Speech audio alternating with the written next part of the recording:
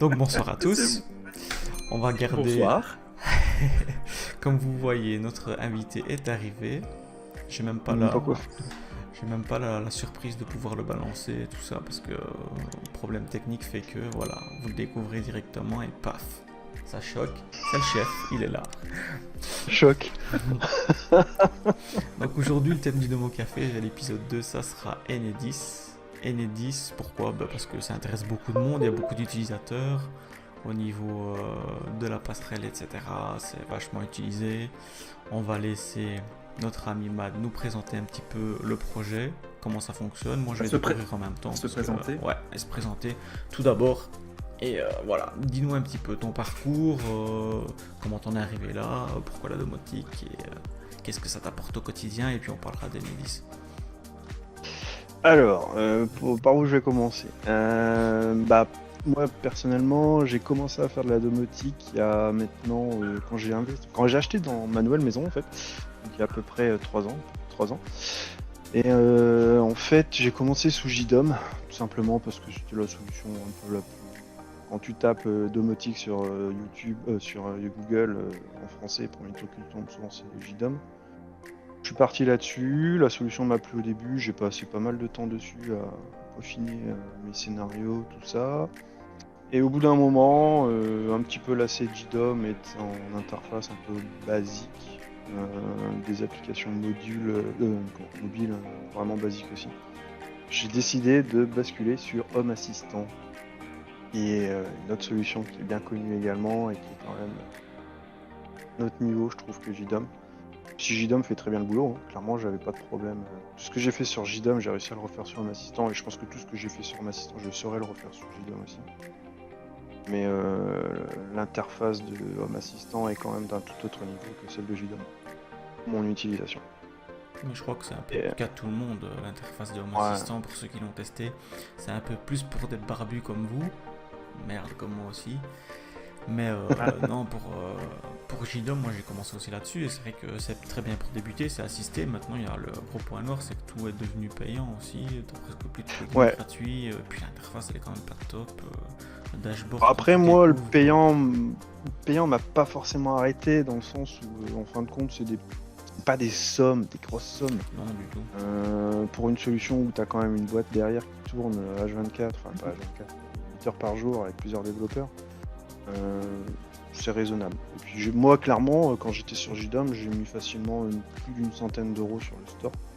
Parce que je trouvais pas ça forcément cher, et en 2 ans de temps ça s'amortit. Même pas en fin de compte.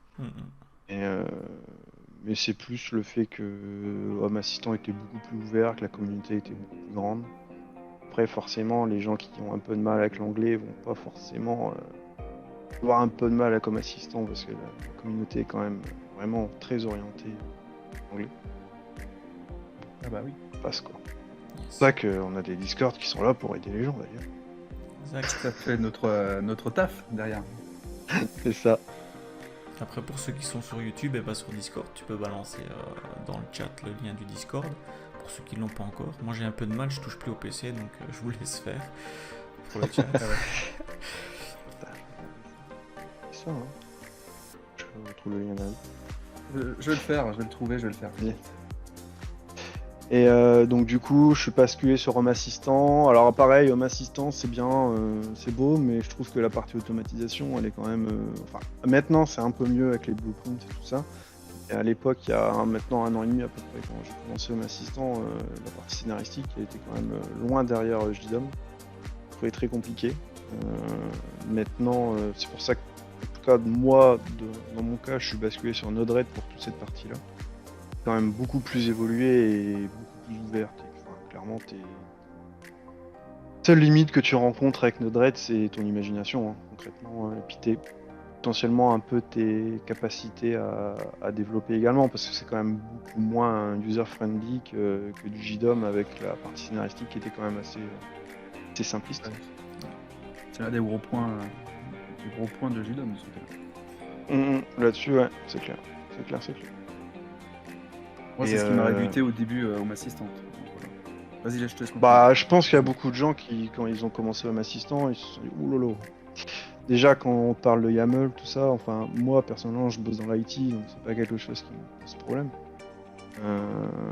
Mais il y a beaucoup de gens, s'ils bossent pas dans l'IT, comme beaucoup de gens, en fin de compte, qui font de la domotique, ça peut rebuter pas mal de gens. Même si, maintenant, faut dire qu'ils ont quand même beaucoup évolué là-dessus. Même limite, la partie YAML, c'est plus...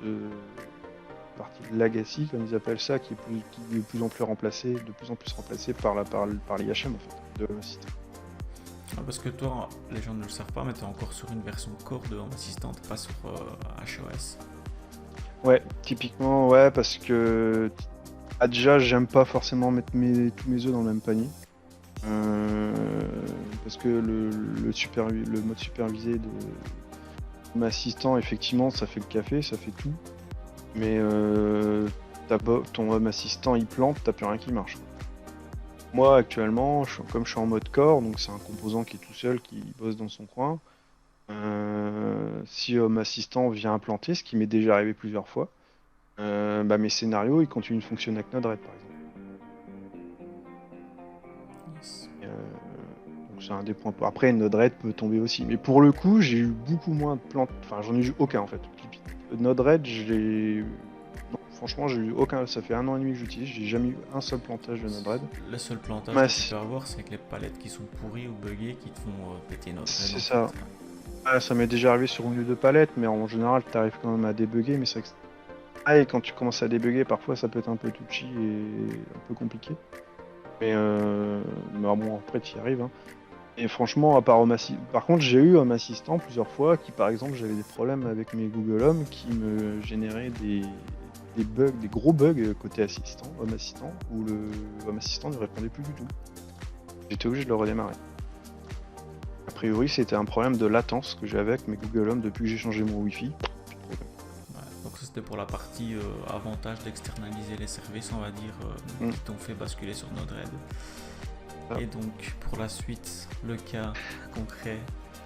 Le cas concret, c'est que quand j'ai commencé Node-RED,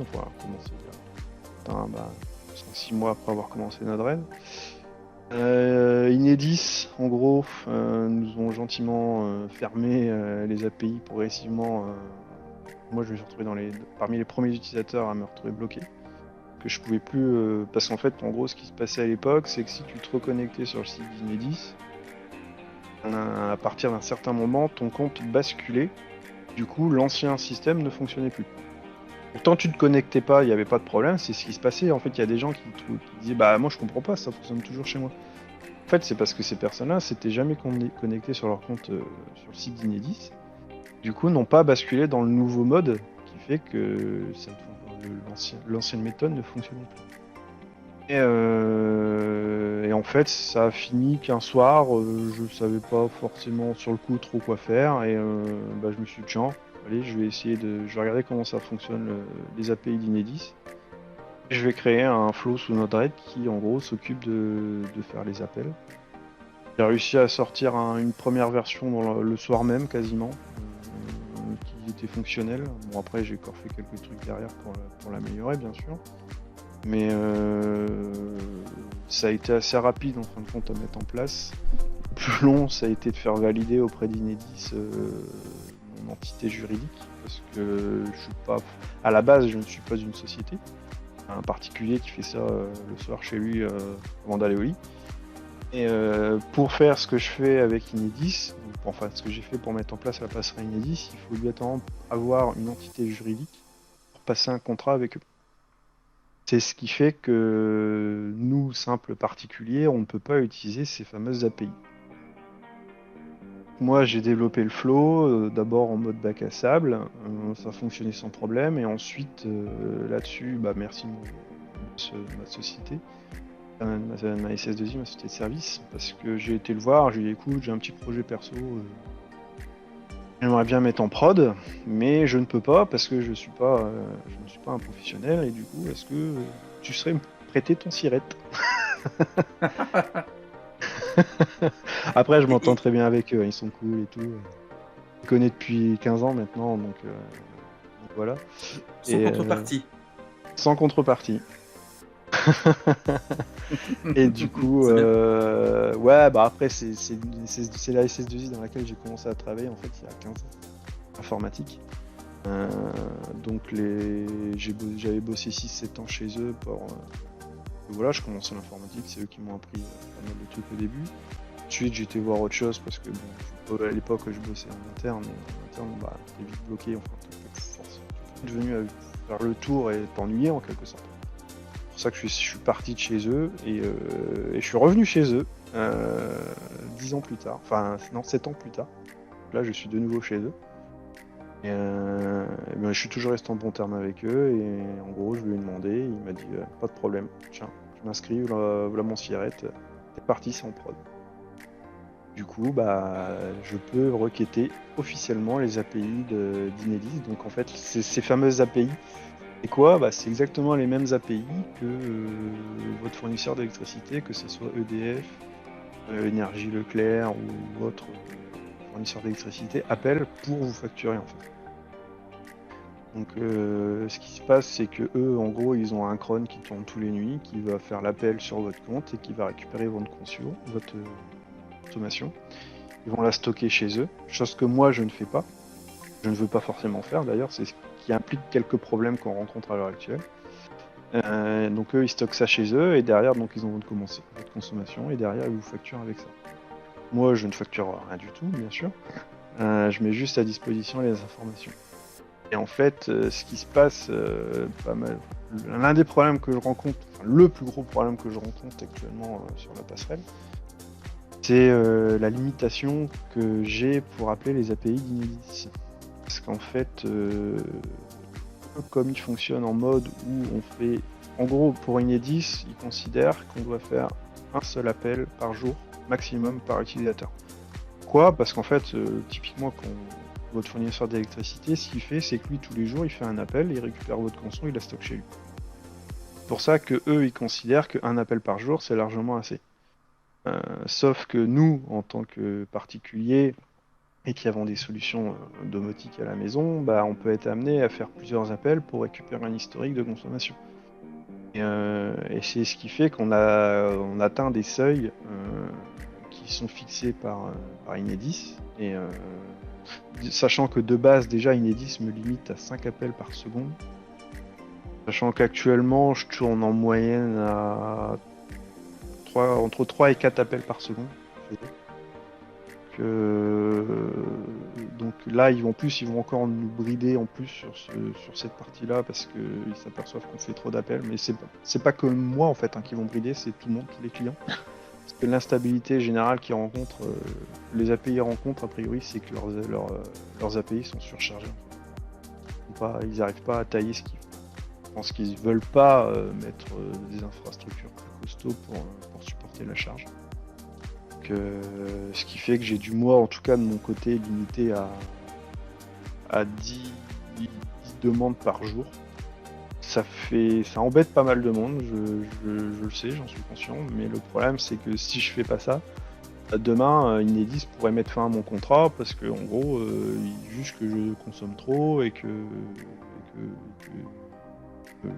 banne en quelque sorte du service. C'est pour ça que j'ai préféré mettre en place ça pour l'instant. Ok, ça nous donne déjà une petite preview de ce que tu as fait, comment tu es arrivé de ton projet, de ce que tu avais en tête jusqu'à ce qui est en place actuellement. Et là en gros maintenant, il y a quoi? Une passerelle que tu as créée avec des utilisateurs qui sont inscrits chez toi, comment ça fonctionne? Ça. Alors en gros, comment ça fonctionne? C'est simple, en gros il y a une page, parce qu'en fait pour que mes API puissent accéder à vos données, il faut que vous m'autorisez à accéder à vos données parce qu'en fait ces données elles transitent forcément par chez moi parce que moi en gros vous me faites la demande, moi je m'occupe de transmettre la demande exacte concrètement à Enedis. Sauf que du coup comme l'info transite par chez moi, donc théoriquement je pourrais voir votre consommation si je la stockais quelque part, ce que je ne fais pas. Et donc en gros, quand vous faites les consentements, ce qui s'appelle les consentements sur le site d'Enedis, c'est juste en gros vous m'autorisez à accéder à vos données. Alors, ce qui se passe du coup, c'est qu'une fois que vous faites ça, vous êtes redirigé sur le site d'Enedis. site d'Enedis vous avertit, attention, la société Intel, donc la Iterum dans mon cas, va accéder à vos données pendant un minimum de 2 ans et 9 mois, un truc comme ça j'ai mis. Parce que le maximum c'est 3 ans, mais j'avais remarqué que quand je demandais le maximum, j'avais parfois des bugs. C'est pour ça que j'ai mis un mois en moins. Enfin, que j'ai mis quelques mois en moins, je sais plus combien exactement j'en ai mis en moins. Et donc à partir de là, moi ce qui se passe concrètement, techniquement, c'est que je stocke. En gros, quand vous faites le consentement auprès d'Enedis, moi en retour, je reçois un identifiant et un mot de passe, un token en fait, on appelle ça. Donc, ces informations-là, Alors le token, je le stocke pas. Par contre, je stocke juste le refresh token, base de données, chiffré avec votre token. Là-dessus, ça me sert à quoi? Ça me sert à... Parce qu'en fait, votre token, quand vous appelez les API d'Enedis, alors ça va être peut-être un peu technique, je vais commencer à dire, mais en gros, ce refresh le token de base d'Enedis a une durée de vie de 3 heures, si je ne me trompe pas. Donc tous les 3 heures, si vous faites une demande, donc là vous avez un token, si vous faites une demande 4 heures plus tard, je dois refresh votre token et en redemander un nouveau. En fait, c'est pour ça que j'ai besoin à chaque fois d'avoir un fameux refresh token qui permet de refresh le token qui permet de faire les appels. Et moi, pour garantir au niveau anonymat tout ce qui est donné, toutes ces données-là que je stocke peuvent me permettre en fin de compte d'accéder à vos données. Elles sont chiffrées avec votre token que vous me transmettez. En fait. Moi-même, je ne peux pas déchiffrer les données en base de données sans votre token. Je sais plus en combien de bits j'ai encodé, mais je crois que c'est en 2048, un truc comme ça. Donc il y a quand même une sécurité au niveau des données, il y a quand même la RGPD qui est là quelque part. Ah, c'est ça en fait. Qui est respecté aussi. Sachant que là-dessus, dans tous les cas, pour faire accepter le passage en production à l'époque, j'ai dû faire valider tout un process de consentement, faire valider par Enedis. En gros, Enedis s'est connecté à l'application, a checké un peu tout, a regardé un peu tout, m'ont mis le tampon, c'est bon, tu peux y aller, tu peux passer en prod, on considère que tu respectes les normes RGPD et tout. Ça, c'est Enedis qui l'a fait. Ils ont regardé ton code et tout? Ah non, ils ont pas regardé le code, ils ont pas regardé le code en le même, ils m'ont demandé des infos. Clairement, j'aurais pu mentir. Moi, pour le coup, j'ai pas menti, j'ai pas cherché à mentir. Peut-être que d'autres boîtes le font, je sais pas. Mais en gros, ils m'ont demandé tout le parcours, comment je stockais les données, si c'était chiffré, comment c'était chiffré, et voilà quoi. Et, bon, après ça, ils ont pas été scruter le code quand même. Oui, parce qu'après, au niveau RGPD, tu pourrais très bien mentir et tout stocker. Oui, carrément. Mais... après, c'est ce que j'explique aux utilisateurs. Dans tous les cas, moi, enfin, ça reste un programme informatique. J'ai toujours été clair, je l'ai dit depuis le début. Si je voulais accéder à vos données, je le pourrais tout simplement. Pourquoi? Parce que quand vous faites ma demande, vous arrivez forcément chez moi. Moi, je vois la demande, je peux passer en debug et avoir les informations. Non, moi je le fais pas, je veux pas parce que justement j'ai pas envie que demain il y a la SNIL ou autre qui me tombe dessus pour me dire oh t'as des données utilisateurs, c'est quoi ce bordel, bam, on va te faire payer une amende de X euros. Non, enfin ça j'ai pas envie. On est dans des métiers en tout cas de façon ou d'une autre, si on voulait choper des données, on peut. Hein, ça reste de l'informatique dans tous les cas. Enfin les données elles transitent, elles rentrent. N'importe quel programme, quoi. Enfin, dès que tu passes en mode debug, tu peux tout voir en fait. Moi j'ai même bossé pour les gros groupes dans le domaine du paiement. Si vraiment tu veux voir, tu peux voir. Non, après c'est toujours pareil, la RGPD, c'est principalement tu peux stocker de la donnée utilisateur, mais si tu stockes une donnée, tu dois pouvoir la justifier. Pourquoi tu la stockes? Tout à fait. À partir de là, si tu es capable de justifier pourquoi tu la stockes, normalement t'es clean.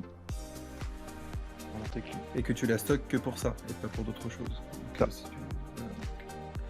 Après oui, t'es clean, il n'y a pas de raison. Mais bon, c'est vrai que de s'extraire de ça, au moins, t'auras moins de problèmes dans l'avenir. Parce que tu peux te faire pirater J'ai pas envie d'avoir des responsabilités parce que c'est à la base. En fait, à la base, en même temps, cette passerelle, je l'avais même pas forcément. j'avais pas forcément prévu de l'ouvrir, je l'avais faite pour moi. Puis bon, après, vu que quand j'ai commencé à en parler, il y a quand même beaucoup de gens qui ont commencé à me dire ah, quand est-ce qu'elle est dispo, on pourrait pas l'utiliser, ici et ça. Du coup, j'ai commencé à l'ouvrir et voilà. Et là, bon, maintenant, je crois que je vais vous dire ça. Ah, des chiffres. Vas-y, fais péter des chiffres. C'est toujours bon à prendre. Actuellement, il y a 1810 utilisateurs de la passerelle. Bah, c'est pas mal. À l'instant T. Ça fait combien de temps que tu as mis en place? Ça fait quoi, 6 mois? Un peu plus maintenant. Je dois pouvoir le voir. Quand est-ce qu'elle a été créée? J'ai pas souvenir que c'était l'année dernière quand je l'ai vu arriver. Ça doit quand même faire une petite année, je pense. Ouais, tant que ça. Ouais, depuis le temps. Comme quoi, ouais, le temps passe vite. Nouvelle demande, data connect, vos identifiants. Voilà, mes identifiants de production, je les ai eus le 10/8/2020. Donc après, je l'ai sorti, bien sûr. Le temps de finir le dev, valider tout ça, c'est sorti un peu plus tard, mais non, elle va quasiment avoir bientôt son anniversaire. Il y en a carrément un succès, on peut le dire, parce que tu as quand même pas mal d'utilisateurs, mais 1800 c'est vraiment pas rien du tout. Et pour faire tout ça, tu as dû mettre en place quelque chose de spécifique chez toi pour héberger cette passerelle. Actuellement, j'héberge sur un serveur. En fait, j'ai des serveurs que j'héberge pour diverses raisons chez des hébergeurs professionnels. Et du coup, bon, clairement, après, la passerelle, vu qu'on est limité en nombre de demandes par seconde, en fin de compte, elle n'est pas très surchargée. Donc, j'ai pas besoin de beaucoup de performance pour pouvoir la faire tourner. Pour le coup, c'est aussi un des trucs qui m'avait vachement étonné à l'époque quand je suis arrivé sur Node-RED. Il y a la stabilité de Node-RED sur tout ça, parce que franchement, c'est pareil, la passerelle, elle tourne depuis... maintenant, ça va faire... on va dire que ça va faire 10 mois qu'elle est en prod. Je crois que j'ai eu 1 ou 2 plantages maximum. Encore, en fin de compte, c'était quoi? C'était même pas vraiment... c'était pas vraiment dû à Node-RED. C'est en fait, ce qui se passait, c'est que derrière, les API d'Enedis, elles étaient en carafe, tout simplement. Et en fait, toutes mes demandes partaient en timeout de 60 il y avait un timeout de 60 secondes. Sauf que les gens, ils faisaient les demandes tous les 3 secondes. Enfin, j'avais 3-4 demandes toutes les secondes. Donc forcément, au bout d'un moment, la fuite d'attente, elle a commencé à bouh. Au bout d'un moment, le serveur, il a fait et c'est des choses qui arrivent. Et voilà, et c'est pour ça que j'ai dû vider des caches quand ça arrivait, mais c'est arrivé 1 ou 2 fois maximum, je crois, un truc comme ça. Depuis, franchement, elle tourne. Les gens qui désiraient pouvoir utiliser ton service, qu'est-ce qu'ils ont à faire concrètement? Donc tu parlais d'un site. Alors, il y a le site, le lien, on peut le donner. Attends, il est quelque part. Enedis Gateway.tech. La chaîne YouTube. Voilà, je viens de la mettre sur le live YouTube. Donc en gros, si vous regardez cette page, il faut que je refasse. Les logos, c'est pas bon. L'affichage il est un peu pété derrière. Je crois que c'est depuis que j'ai fait les montées de version de Node-RED, il y a des trucs qui ont changé et il faut que je refasse une petite passe dessus. Donc, il suffit de faire le consentement en fait tout en bas là, et à partir de là vous allez être redirigé sur Enedis qui va vous demander de vous identifier et de valider vos consentements, et une fois que c'est fait, vous serez redirigé chez moi. Et c'est à ce moment-là où moi je récupère les informations que je stocke, que je chiffre. Apparemment les liens fonctionnent pas dans les commentaires, donc je sais pas si tu as balancé un lien HTTP dans les commentaires. Sur le chat du live. Ah, c'est parce qu'on peut... Ouais, les liens ont pas l'air de marcher. Ouais, on peut pas juste cliquer, puis faire un copier-coller. Moi je vois rien du tout en fait dans le chat du live. Moi aussi, là je viens de leur balancer. Tu l'as vu toi? Là je viens de leur mettre. Non, ils sont pas dedans. C'est bizarre, comme s'il y avait une petite latence. C'est pas grave, je remettrai ça dans la description de la retranscription du live. Ah, c'est parce que t'as mis pour le Discord domotique, t'as dû mettre un lien dans le truc et ouais, il prend pas le HTML, je pense, le truc. Ouais, ça, donc Et donc du coup, il suffit de cliquer sur les consentements, là, tout en bas, faire la demande de consentement, et à partir de là, une fois que ça sera validé, libre à vous de faire joujou. Alors, c'est moi, ce que je fournis, je sais qu'il y a beaucoup de gens qui ont un peu de mal avec ça, enfin, qui comprennent pas la différence entre mes API et l'intégration MyInedis. Parce qu'en fait, moi, concrètement, l'intégration MyInedis, j'ai jamais mis les doigts dedans. C'est pas moi, c'est un autre développeur qui s'appelle Sanio, qui en fait, lui, utilise mes API pour faire les demandes Inedis. Alors en fait, c'est parce que dans le lien, dans le support, dans le retour de mes API, quand il y a un problème, je mets un lien Discord et du coup, les gens arrivent sur mon Discord pour demander des informations. Souvent, je ne sais pas forcément y répondre, ou je leur dis de voir avec Sanio ou sur le forum de HACF, mais après, parce que moi, en gros, je suis juste la partie, on va dire plus simplement le back-end en informatique. Donc, je suis la partie qui est derrière le front. Le front, c'est en quelque sorte l'intégration MyInedis, l'interface graphique. Donc, c'est l'add-on MyInedis en fait de Home Assistant. Et lui, en fait, il fait les appels à ma passerelle. En fait, et transfère les appels directement à Inedis. Ok. Et au niveau de l'intégration, si on veut passer par ta passerelle, comment on récupère les informations de consommation et comment on les intègre tout simplement à Home Assistant? En fait, il y a plein de solutions parce que moi, concrètement, je sais que j'utilise pas l'intégration MyInedis. Parce que déjà à l'époque, quand j'ai commencé à mettre en place la passerelle, Sanyo n'avait pas encore développé l'intégration. Moi, j'avais créé un flow Node-RED qui est dispo d'ailleurs sur Discord, il y a le lien, qui en gros fait la demande directement à mes API. Et moi, derrière, le flow, ce qui se passe, c'est que lui, en gros, il fait tous les appels et il va tout stocker dans un influx DB. En gros, on retrouve un peu le fonctionnement qu'on avait avec les anciennes intégrations avant la bascule. Il y avait d'autres personnes qui avaient fait des scripts Python, tout ça, qui permettaient d'aller parser les informations chez Inedis. Moi, le flow Node-RED, il fait plus ou moins pareil. Il va faire les demandes aux API. Il va tout aller stocker dans un flux DB. Donc ça permet derrière donc un flux DB, pour ceux qui ne connaissent pas, c'est un système de base de données in-memory, donc il stocke tout en mémoire. Derrière, moi donc je mets ces informations là, j'ai mis à disposition également des dashboards Grafana qui permettent d'aller récupérer et lire ces informations. Il faudrait que je les mette à jour parce que je suis passé récemment sur un flux DB 2.0 et j'ai mis à jour tout ça. Ouais, je les refile à tout le monde.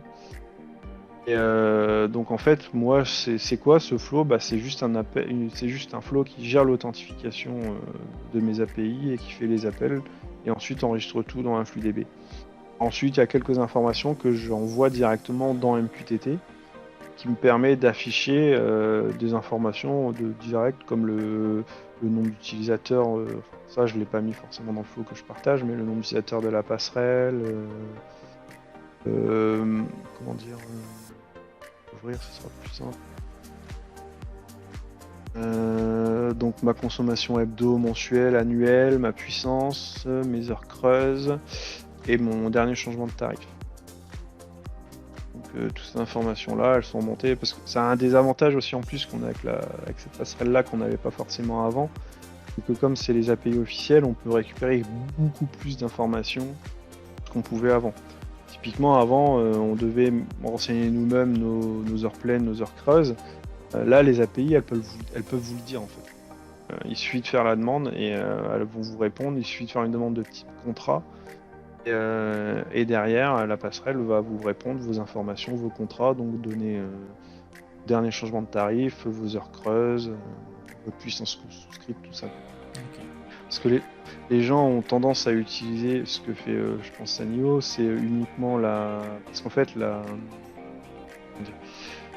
la passerelle, mais ça vous le voyez pas forcément si vous essayez pas vraiment de développer quelque chose qui utilise mes API. Et c'est vrai que moi je communique pas forcément non plus beaucoup là-dessus.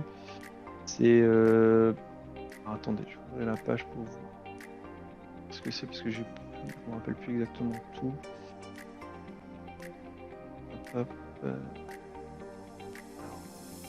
Voilà. Donc en gros, ce que vous pouvez demander aux API, c'est votre consommation journalière. Sachant que, alors c'est toujours pareil, si vous demandez la consommation, ce que tout le monde fait, c'est la consommation au précise. Donc en gros, c'est au maximum tous les 10 minutes, ou tous les 30 minutes, ou tous les 60 minutes. Sachant que c'est pas vous qui fixez ce délai, c'est Enedis. Si vous êtes sur normalement 60 minutes, ça n'existe plus. C'était avant l'année 2019, 2018, je crois. En gros, Enedis récupérait uniquement les informations toutes les 60 minutes. Ensuite, ils sont passés à toutes les 30 minutes. Donc, normalement, tout le monde doit être maintenant sur un pas de 30 minutes.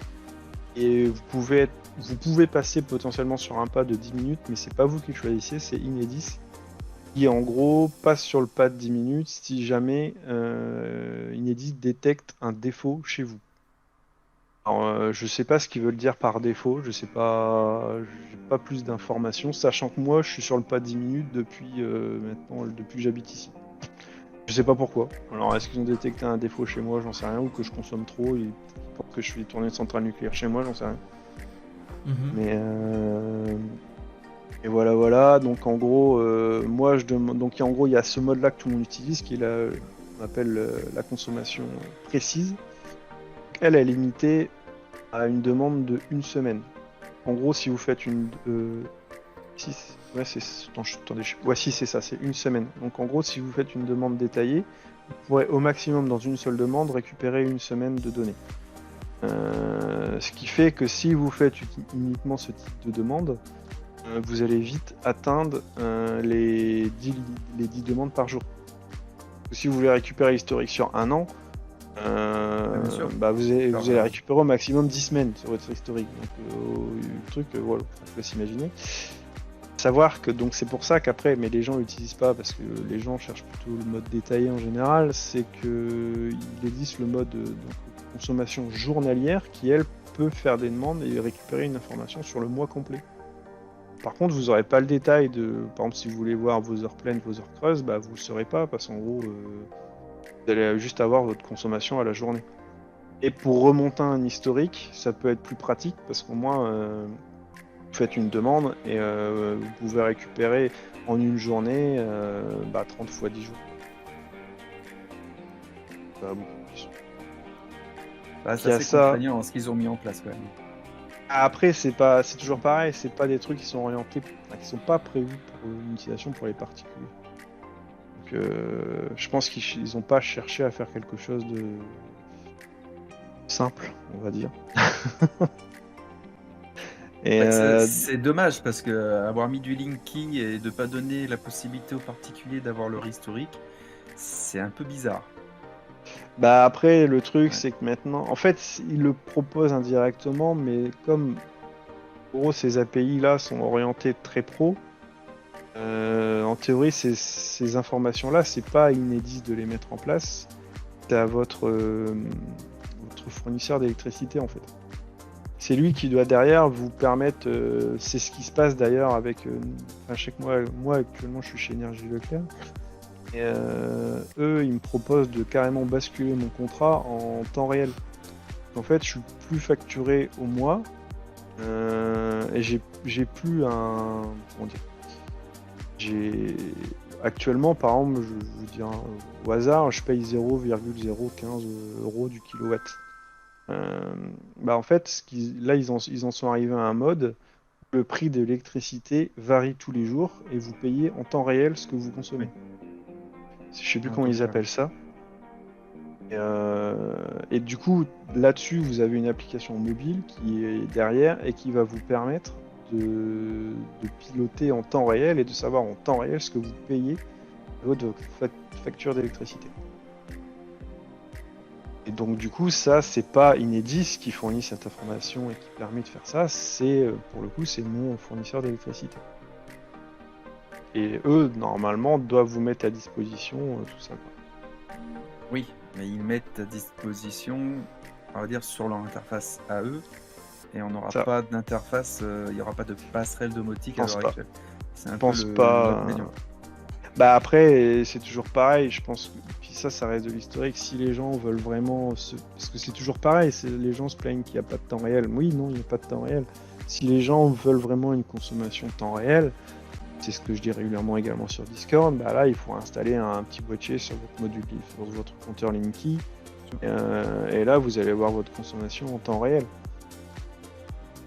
Parce qu'il existe plusieurs tweaks, et j'ai déjà vu avec des Wimos qu'on sait faire une passerelle pour récupérer sur le Linky les informations. Donc, Après, là-dessus, moi je l'ai pas fait, c'est quelque chose que je voudrais faire d'ailleurs, je commence à me renseigner. Je sais pas si par contre, quand on fonctionne comme ça, je pense pas qu'on puisse récupérer l'historique de consommation. C'est uniquement du temps réel, je pense que c'est ce qu'on consomme à l'instant T. Parce que le problème de ça, c'est que du coup, limite, le mieux qu'il faudrait faire, ça serait mixer les deux, avoir le temps réel et avoir la passerelle Enedis pour récupérer l'historique derrière. Même demain, imaginez, vous perdez votre base de données pour une raison X ou Y où vous avez stocké toutes vos informations pour voir votre consommation annuelle, faire ce que je fais moi par exemple, c'est comparer ma consommation entre l'année 2021 et l'année 2020, voir quel mois, pourquoi j'ai consommé plus, à quelle période. Quelquefois ça peut aussi me permettre de mettre le nez sur quelque chose, de me dire tiens c'est bizarre ce mois-ci j'ai hyper consommé. Là, tu dis ah putain j'ai acheté un truc, en fait ça tombe, c'est ça qui fait que ça consomme beaucoup trop, il faut que je l'éteins, enfin faut pas que je laisse allumer constamment quoi. Enfin, c'est des conneries mais ça peut permettre de diagnostiquer ce genre de trucs. On accède à l'historique. En fait, c'est comme tout, hein, comme dans les statistiques et tout, hein, tu as toujours deux façons de faire. Là, entre l'historique, tu es là pour analyser des choses un peu plus macro, et si tu veux aller dans le micro, vaut mieux aller faire du temps réel et passer par une autre solution. Donc, c'est partout pareil, hein, malheureusement. Mais c'est quelque chose que les gens se disent, voilà, on peut avoir l'historique pour qu'on... Voilà, on donne ça, et puis on en veut toujours plus. C'est un peu toujours pareil. Ouais. On a fait un petit peu le tour. Maintenant, j'ai encore une question. Est-ce que cette passerelle est payante ou est gratuite? Comment ça se passe? Gratuite. Et c'est ça qui est fort. Ouais, après, c'est ce que je disais tout à l'heure, hein, là-dessus, elle me demande pas un gros effort budgétaire, dans le sens où clairement elle consomme pas beaucoup et qu'elle tourne sur un serveur que j'ai déjà qui me sert à d'autres choses en fin de compte. Donc j'aurais pu faire payer service. Beaucoup de gens me disent mais t'es trop con, pourquoi tu l'as pas fait payer? Franchement, c'est toujours pareil, quand tu commences à faire payer quelque chose, tu dois aussi rendre un service. Moi, c'est ce que je disais dès le début, je suis un particulier, j'ai fait ça sur mon temps perso et voilà, et j'ai pas envie de commencer à devoir débugger le truc à 2h du matin, déclencher une astreinte pour ma passerelle parce que derrière il y a des gens qui payent et que les gens vont commencer à gueuler parce que le truc il marche pas quoi. Tout qu'en plus faire payer un truc qui une fois sur deux est pété à cause d'Enedis. C'est ce que je vais te demander. Parce que ouais, c'est ça. Je sais, c'est pas très stable, mais malheureusement, j'y peux rien. À chaque fois, quelquefois je regarde, à chaque fois je dis ça y est, un truc a pété chez moi, je passe 1 heure, 2 heures dessus, je regarde. Au bout de 2 heures, 3 heures, je finis par dire en fait c'est pas chez moi, c'est chez Enedis. Et là j'envoie un mail et le mec il me répond ouais effectivement c'est cassé. Et puis là tu reçois une com d'Enedis. C'est-à-dire que les mecs ils étaient même pas au courant que leur truc était pété. Ça m'est déjà arrivé une ou deux fois, ou limite c'est moi leur monitoring quoi, je leur ai dit votre passerelle elle est pétée quoi. J'ai envie de te dire fou, pour ça. Une boîte comme Enedis c'est chaud quoi, mais c'est clair. Alors c'est sûr qu'après si tu fais payer ce service là les gens vont pas comprendre. C'est ça, et puis moi dans tous les cas, comme je dis, c'est pas mon but, j'ai pas envie de faire payer et ça me demande pas un effort budgétaire, donc ça m'a demandé pas mal de temps au début. Mais bon, en plus je l'ai dit au début, à la base je faisais ça juste pour moi et c'est parce que les gens étaient très demandeurs que j'ai décidé de l'ouvrir. Et voilà quoi. Voilà. C'est bien. Ouais, belle initiative, un beau projet, beaucoup de réalisation derrière. C'est nice, ça m'a fait plaisir de voir un petit peu comment ça fonctionne, parce que nous en Belgique on n'a pas tout ça. Donc, c'est vrai. Les compteurs intelligents, j'ai envie de dire, puisque de toute façon on est encore en mode archaïque au niveau des compteurs.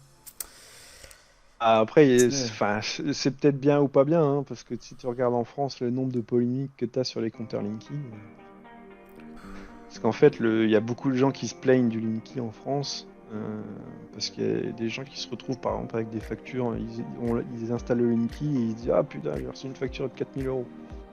Alors que les gens avant ils payaient 2000 euros. Sauf que, alors je dis pas, hein, je descends pas forcément Enedis sur ça, mais ce qu'il faut que les gens aient conscience aussi, c'est que le compteur est tout nouveau et tout neuf et beaucoup mieux calibré en théorie, beaucoup plus sensible. Les anciens compteurs, pour la plupart, alors je sais pas combien d'années ils ont, mais je pense qu'ils ont été installés chez certaines maisons depuis peut-être 40 ans. Forcément, ça reste de l'électronique au bout d'un moment, enfin, l'analogique pour le coup, parce qu'il y a quand même beaucoup d'analogie dans celui-là, mais je pense que les compteurs étaient peut-être aussi mal calibrés et ne remontaient pas la consommation réelle du domicile. Après, je dis pas, hein, je défends pas forcément le Linky, parce que je pense qu'il y a aussi des problèmes chez Linky, chez différentes personnes, mais il faut aussi que les gens aient conscience de ça. C'est comme avant, il y avait l'histoire où sur les vieux compteurs, les gens ils mettaient un aimant sur le côté pour ralentir le truc qui tourne, qui comptait, et derrière baisser la consommation. Enfin, c'est des trucs que des gens faisaient que tu ne peux plus faire avec le Linky. Tout est numérique. Exact. Ça fait combien de temps qu'il y a le Linky? 2 ans? 2-3 ans? Plus? Linky, c'est assez récent.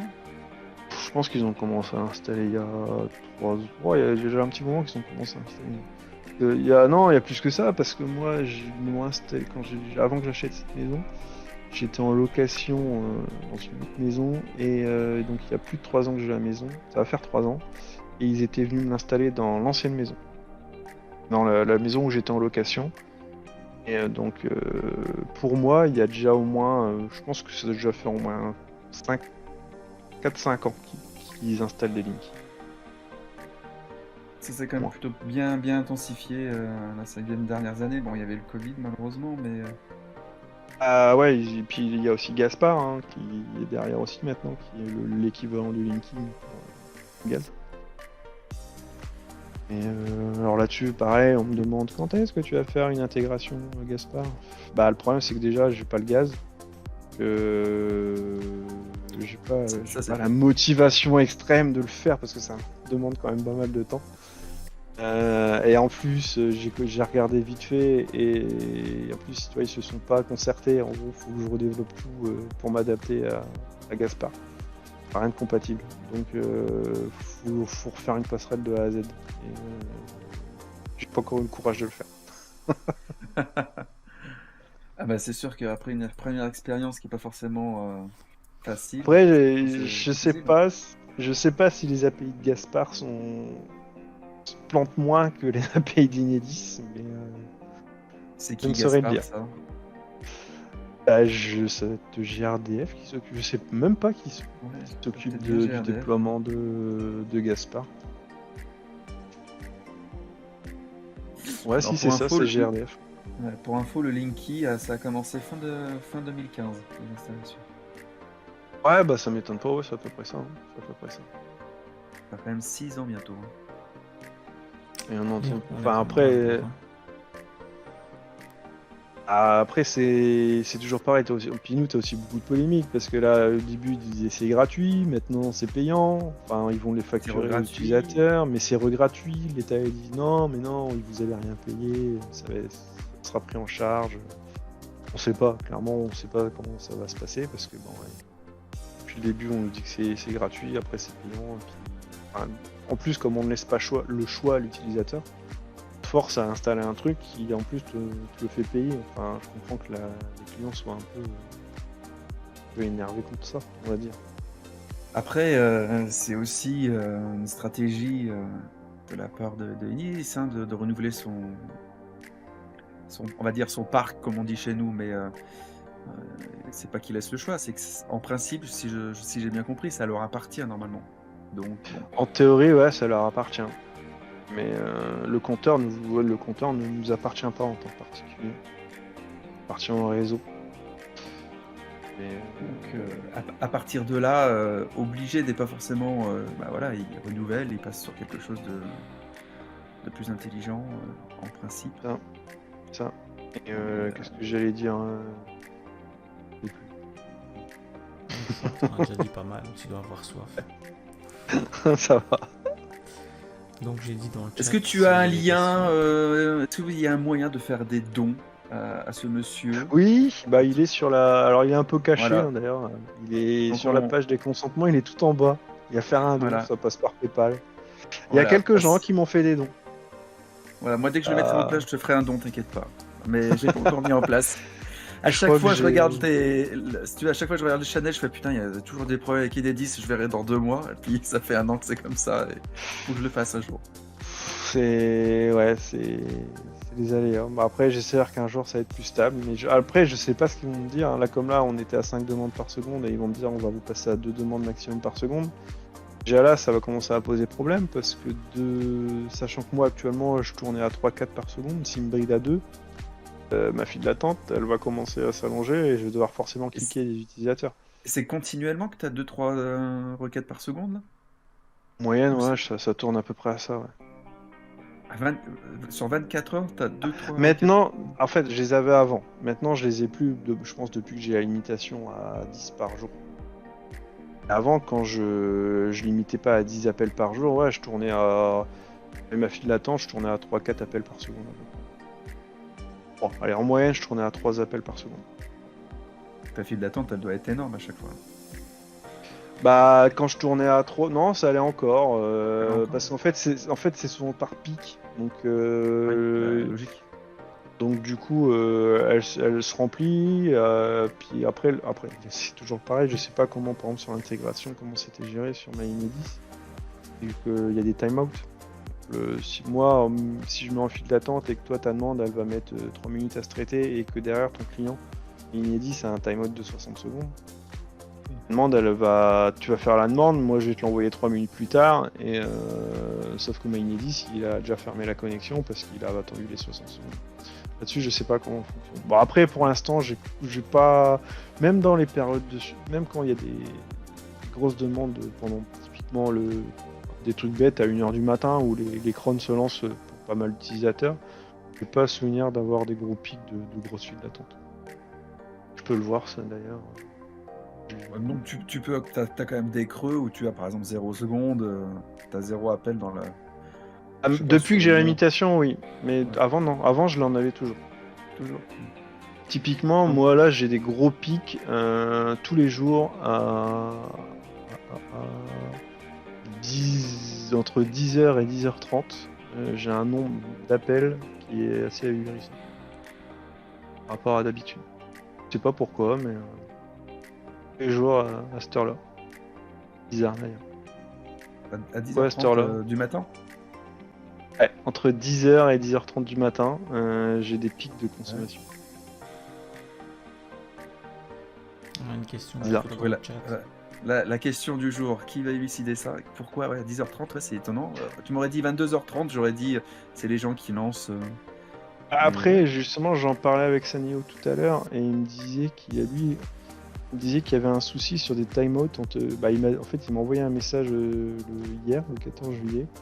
Il a dit j'ai des timeouts entre 10h02 et 10h03. Et à mon avis, je sais pas pourquoi il y a beaucoup de demandes qui arrivent à ce moment-là. Là, quand je regarde les pics sur cette période-là, je fais plus de 400 appels. 400 appels entre 10h et 10h30 à Enedis. Qui est pas énorme, hein. Mais ça, c'est depuis que j'ai mis la limitation à 10 par jour. Si je désactive la limitation à 10 par jour, alors là, ça s'envole, quoi. Le problème, c'est que c'est toujours pareil, c'est que c'est des API. Il suffit qu'il y ait quelqu'un qui a développé un script et que le script il boucle. Le mec il va appeler mes API toutes les secondes. Et j'ai plusieurs utilisateurs où c'est déjà arrivé, que j'ai d'ailleurs banni. Parce que en fait il me surchargeait la passerelle. J'en ai eu plus d'un comme ça. Ouais, ça c'est compliqué à gérer. Hein. Au début, ça c'est des trucs que j'ai dû rajouter au fil de l'eau parce qu'au début j'avais pas mis en place forcément ce système de liste de ban ou autre. j'ai dû mettre en place parce que il y avait un utilisateur lambda qui pourrissait la plateforme et qui pourrissait tout le monde en fait. Du coup, et il y avait un lien sur... Voilà, un peu de civilité, même quand on utilise des API, c'est important. Faites pas n'importe quoi. Ça. Même si bon, pour le coup, mes API sont plus stables que celles d'Inedis. Je peux pas le dire. On a une question pour toi dans le chat. Et pas avec le même serveur en plus. Non, c'est ça, avec un pauvre serveur tout bête.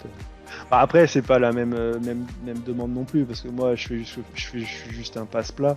Inedis, eux, ils doivent avoir des requêtes en base de données, tout ça, pour aller récupérer tout ça, donc forcément que ça consomme plus. Mais Inedis, c'est quoi? C'est 20-30 millions de foyers, donc t'imagines derrière la base de données. Ouais, c'est ça, c'est vrai. Puis en plus, hein, j'ai connu quelqu'un, je sais plus qui, à qui j'avais parlé sur Discord, qui travaillait justement chez Inedis. Et il m'avait expliqué que ce petit bout en plus de consommation, de récupération de la consommation et tout, avait plus ou moins été codé avec le cul. En gros, ils font un peu tout et n'importe quoi. Ils font ils génèrent plus. En fait, c'est des caches qui sont générés à plein d'endroits différents, sauf que ça partait en cacahuète tout le temps. Enfin, c'était un truc, en limite, même lui qui travaillait chez Indis, il comprenait que les API étaient instables parce que comment c'était fait chez eux, c'était pas possible que ça tournait correctement. C'est fou comme une grosse boîte comme ça, qu'ils n'ont pas bien étudié le truc, analysé ça. Après, c'est toujours pareil, moi, ça c'est pareil, c'est une solution que j'ai en tête mais que je veux pas forcément mettre en place, mais que j'ai déjà parlé, de mettre en place du cache. Mais parce qu'en fait, moi je pourrais faire en sorte que quand un utilisateur lambda fait un appel à mes API, cette donnée-là, si je la récupère d'Inedis, je la mets en cache chez moi. Ça, l'utilisateur, une fois qu'il refait la demande, j'appelle plus Inedis, je lui renvoie la donnée que moi j'ai stockée en cache.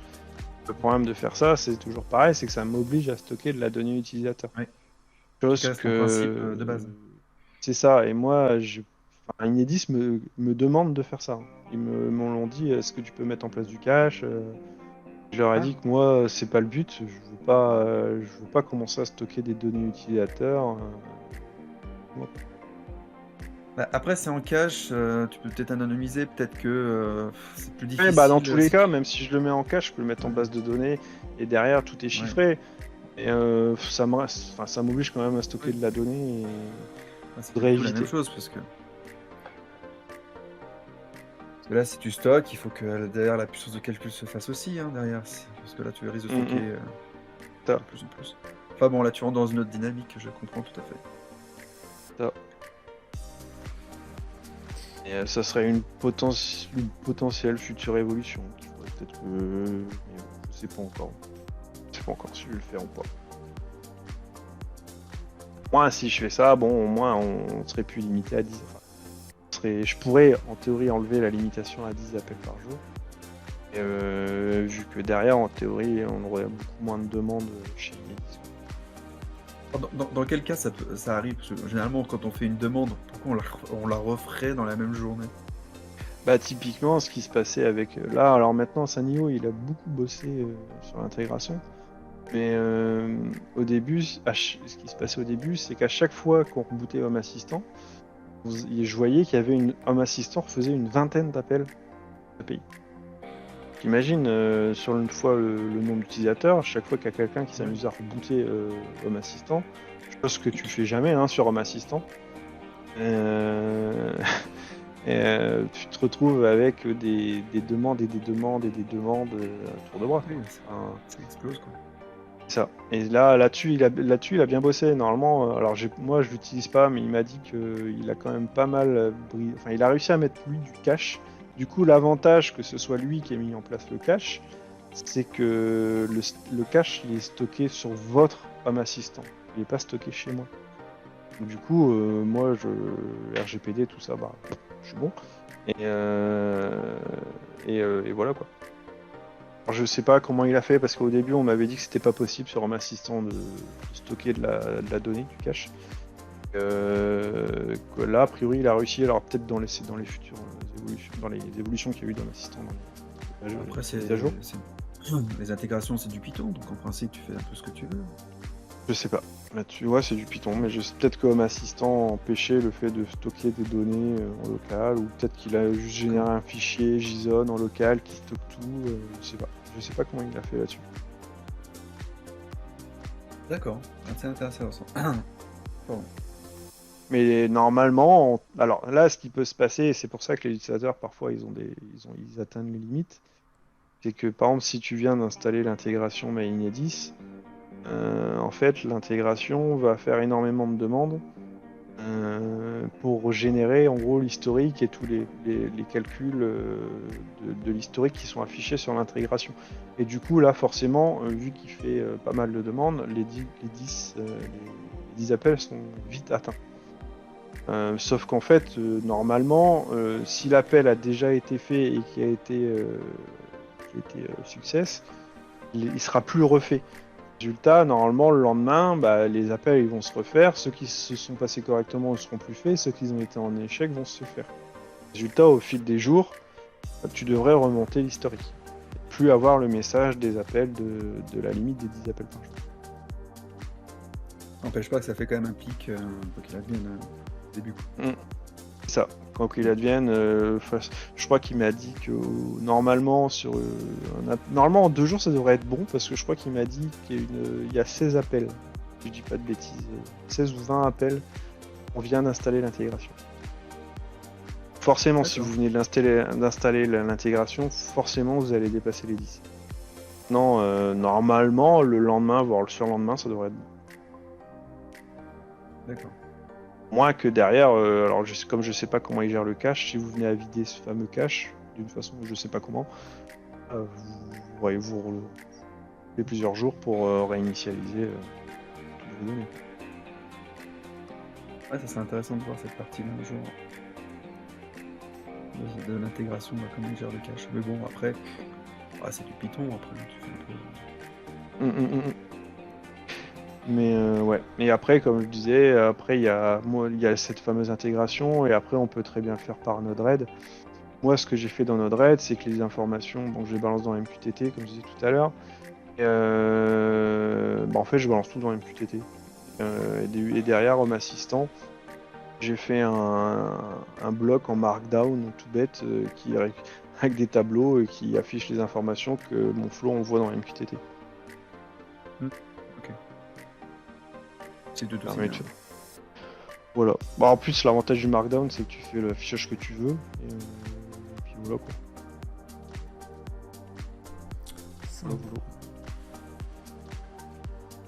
Voilà, pas mal. C'était un encore des questions.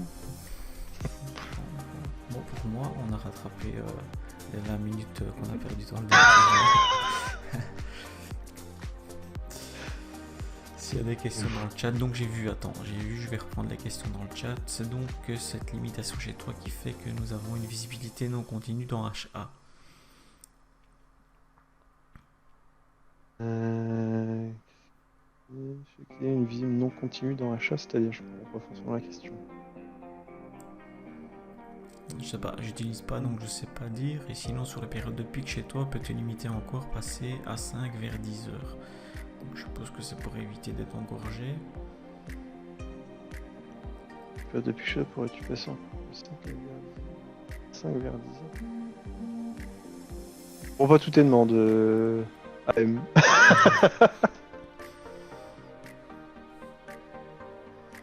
Après, la limite de 10, je l'ai fixée comme ça, je pourrais la mettre un peu plus haut, mais bon, au moment, je trouve que 10 c'est déjà pas mal. Le seul truc qui est chiant sur cette limite de 10, c'est que si par exemple vous passez par Node-RED et que vous montez l'historique sur 3 ans, forcément l'historique vous allez mettre plusieurs jours à le monter quoi. En étant limité, sachant que moi mon flow il fait les demandes en consommation détaillée pour avoir le calcul heure pleine heure creuse. Après ça se modifie, c'est l'avantage de Node-RED, mais bon en tout cas mon truc il était prévu à la base. Sinon il faudrait que je vois, peut-être que pour les vols que je pourrais faire pour éviter ce genre de problème, c'est que lorsque l'utilisateur vient de créer vient de faire ses consentements, je pourrais faire en sorte de pas limiter, pour considérer qu'en gros il génère son historique. Par exemple, au bout de 100 appels, bah là je mets la limite à 10. C'est quelque chose que je pourrais faire. C'est vrai que c'est une idée parmi tant d'autres. Moi, ça permettrait. Ouais. Apparemment, t'as répondu à la question. Tant mieux. Mais écoute, moi je trouve que c'est pas trop mal. On a débattu encore plus. D'habitude, je dis tout le temps, venez passer 30 minutes sur le Domo Café, mais chaque fois ça passe à 45 voire 1 heure. Ici, on est même passé sur 1h30, mais bon, le débat était un peu plus grand puisqu'il y avait beaucoup à dire. En tout cas, moi je tenais à te remercier de ton passage et de tout ce que tu fais pour la passerelle, la gratuité, le debug, le service. Je vais remettre dans la description donc les liens pour l'accès à cette passerelle. Je vais remettre le lien du Discord et je vais remettre le lien du PayPal pour les dons. Si tu as d'autres liens, n'hésite pas, balance-moi tout ça. Ça m'a fait plaisir en tout cas avec Arminas de t'avoir reçu, c'était vachement sympa, donc ça m'a permis aussi de découvrir un peu ce qui se passe chez vous en France, parce que nous en Belgique on est encore à l'époque des petits compteurs qui tournent, j'essayais avec les mains mais ça va pas, ça fait sauter le compteur, donc j'ai arrêté. Et donc j'attendrai impatiemment que Linky vienne ici. J'ai pensé même à acheter un compteur Linky sur le Bon Coin parce qu'on en vend pour monitorer. En fait, ouais, tout simplement. Ouais, on en vend 45€. T'as un compteur Linky sur le Bon Coin. Donc j'ai même fait penser à faire le switch ici pour monitorer l'électricité. Mais sous peu, je devrais faire un test aussi de l'Eco Joko. Donc là, on verra si, comparé à tout ce que j'ai testé, qu'est-ce que ça donne. Parce qu'apparemment, il y a une intelligence artificielle derrière, en cloud malheureusement. Mais j'aimerais bien voir ce que ça donne. Donc je comparerai un petit peu tout ça. Donc en tout cas, merci Mad pour... merci à vous de m'avoir invité. Ça a été sympa. Je t'en prie. C'était bien cool, c'est sympa tout ça. Hein. Donc, moi je dirais pareil que DC Jonah, donc je parlerai. Hein. Tout ce qui est dit, c'est vrai. Donc c'était très sympa de ta part. Que dire de plus? C'était pensez bien aux dons, moi je dirais aussi. On voit le travail qu'il a fourni, hein, c'est pas rien. Donc voilà, un petit 5€, même 2€, c'est pas grand chose. Surtout que vous êtes 1800. 1800. Ça lui payera les vacances, il va pouvoir se reposer, pense à des nouvelles modifications et des nouveaux... Peut-être que je mettrai en place du cash.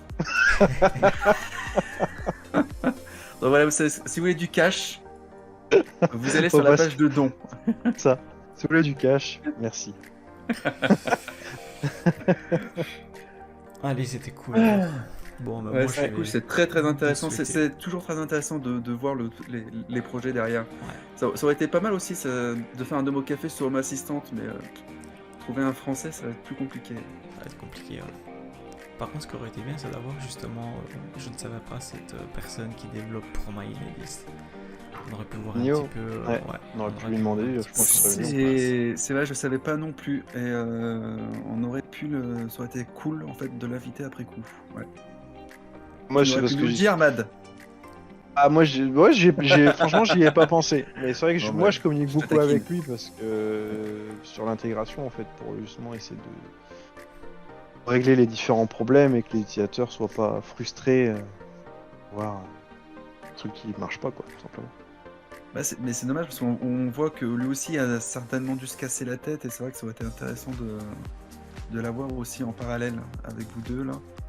Ça aurait pu être sympa. Mais ça, on pourra toujours le prévoir, hein, de refaire un autre coup sur la deuxième partie d'Enedis de ce côté-là. Yes. Ça pourrait faire l'objet d'un prochain. Ouais. Un prochain épisode. C'est ça. Bon, est-ce qu'au chat, voilà, je pense que les questions ont été posées. Du cash pour du cash. Oui, c'est pas mal ça, c'est bien trouvé. J'ai failli le dire, mais je me suis retenu. J'ai pas de pensée du tout. Mais ouais, c'est bien trouvé. Bravo. Bon, bravo. Bah, merci à vous, en tout cas. Ouais, merci à tout le monde. Et on te relaisse, on te libère pour Cyberpunk. Ça, du punk à... Tu l'as mérité. Allez, bonne soirée. Allez, bonne soirée. Allez, bonne soirée, tu peux couper. Bonne